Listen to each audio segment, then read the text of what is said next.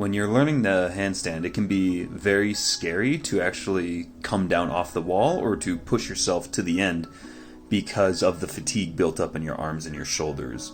So if you don't know how to bail properly when you cannot just walk forward off the wall, it can be pretty limiting in your progress for actually learning and getting good and comfortable at the handstand. So that's what this drill, or these sequence of drills rather, are geared to develop.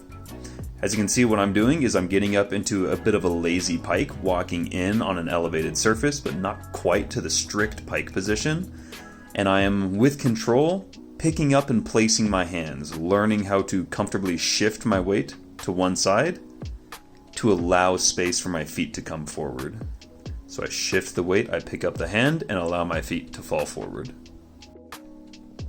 Now, as you get more comfortable with these lower heights and just the sequence of moving your hand then your feet coming down, you can start to actually bring your hands in, which will make it more stacked and more close to the actual handstand position.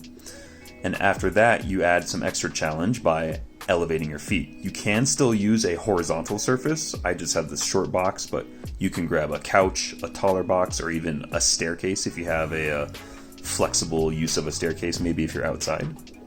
But eventually we want to get you up on the wall, so you see me going right to the wall here, starting in that kind of piked position.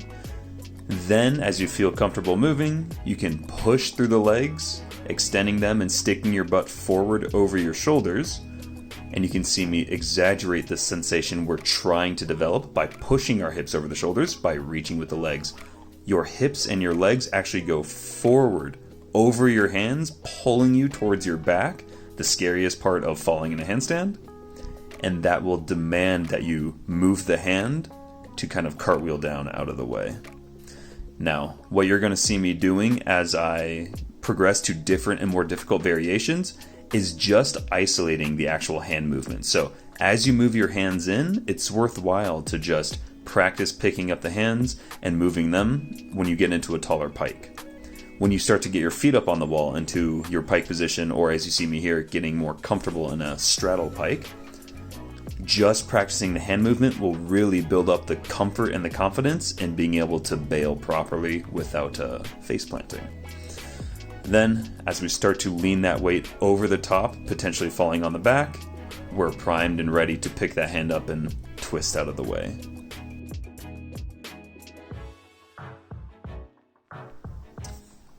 As you feel comfortable going up on the wall and exiting as you have been seeing, you can start to get a little bit closer, but don't max out your chest wall handstand, as in don't get as close as you can, and test this without warming up a little bit first. Keep your hands farther away, practice a couple bails, a couple feet from the wall like you're going to see here, before getting to that really close position, as close as you dare, or as close as you are trying to hold in your chest to wall holds in your actual handstand workouts. The last progression here is actually getting away from the wall and into your kick-ups, practicing what it's going to be like to kick up in the middle of the room. How I want you to progress into the full commitment of kicking up into a potential handstand is first just to get used to leaving the ground and doing the kick, then kicking up into a single hand movement, and from there giving it a full attempt. And you don't have to fully commit every single rep. As you saw, you can kind of practice and just feel for your kick up and feel for your trust in your arms before committing to going over the top. Now, one skill that is incredibly worthwhile, regardless of any other handstand work, is just developing a good basic cartwheel, going over the top, and building comfort and confidence on your hands with some momentum.